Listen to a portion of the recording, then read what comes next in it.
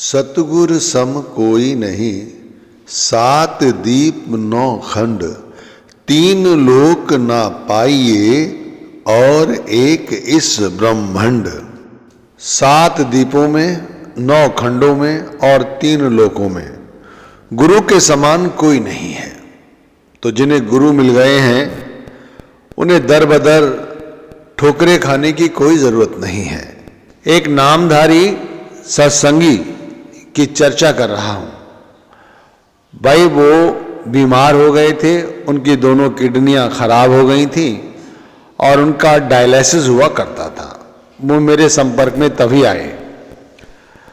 वो काफी दुखी थे, तो मैंने उनसे कहा दुखी होने का क्या अर्थ है, परेशान मत हो आप गुरु का नाम जपा करो। तो वो कहने लगे मैं द्वैत में फंसा हुआ हूं। मैंने पूछा कैसा द्वैत? कहने लगे इससे पहले मैं किसी और गुरु से दीक्षित था, मैंने नामदान उनसे लिया था और मैंने उनसे नामदान लेकर तकरीबन 20-22 वर्ष तक नाम जपा और गुरु भक्ति की। और उसके बाद मेरे घर परिवार में सभी लोग इन गुरु से जुड़े हुए थे और चूंकि मैं पहले जहाँ रहता था वहाँ वो गुरु मुझे मिलते रहते थे। अब मैं चूंकि इधर आ गया, यहाँ पर उन गुरु से कोई संपर्क नहीं रहा, तो फिर मैं पत्नी और बच्चों के साथ जब इन गुरु के घर जाने लगा तो गुरु घर से प्रेम बढ़ा। मैंने नाम की गुहार लगाई और मैंने नामदान ले लिया। तो मैंने कहा कि आपने उन्हें बताया कि मैंने पहले किसी गुरु से नामदान लिया था? कह रहे मैंने तो नहीं बताया ये बात। फिर कहने लगे अब जब नाम मैं जपता हूं तब मैं कभी इन गुरु का नाम जपता हूं तो उनका ध्यान करने लगता हूं, कभी उन गुरु का नाम जपता हूं तो इनका ध्यान करने लगता हूं। ना मुझे उस नाम पर अभी विश्वास जम पाया जो पहले मिला था और ना अब इस नाम पर जो अब मैं जपता हूं। अब मैं क्या करूं? वो वाकई में बहुत परेशान थे, उनका दुख देखकर बड़ा दुखी हुआ मन। फिर और कहने लगे बार बार डायलिसिस हो रहा है, करीब 6 महीने से अधिक हो गए हैं। उम्र भी उनकी करीब 72 वर्ष के आसपास थी। कह रहे कई बार खून भी चढ़ चुका है, अब वो धीरे धीरे कम हो जाता है डायलिसिस होने पे। मैं ज़्यादा लंबे वक्त तक जीऊँगा नहीं, पर मुझे शांति भी नहीं मिल रही है, मैं क्या करूं? आप कुछ जानते हैं तो मुझे बताइए।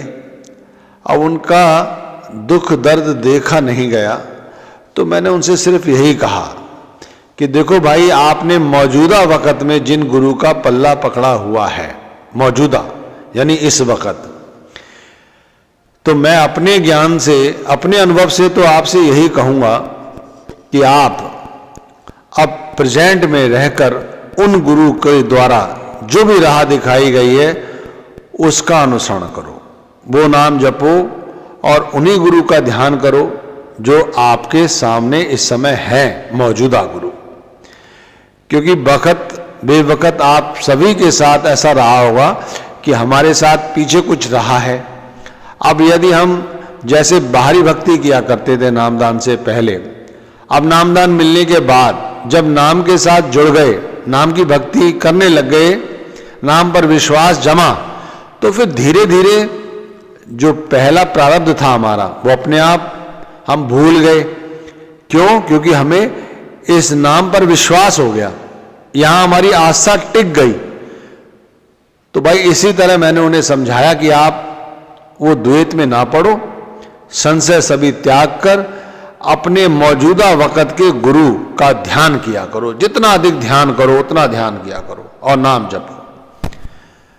उसके बाद मेरा उनसे मिलना नहीं हुआ।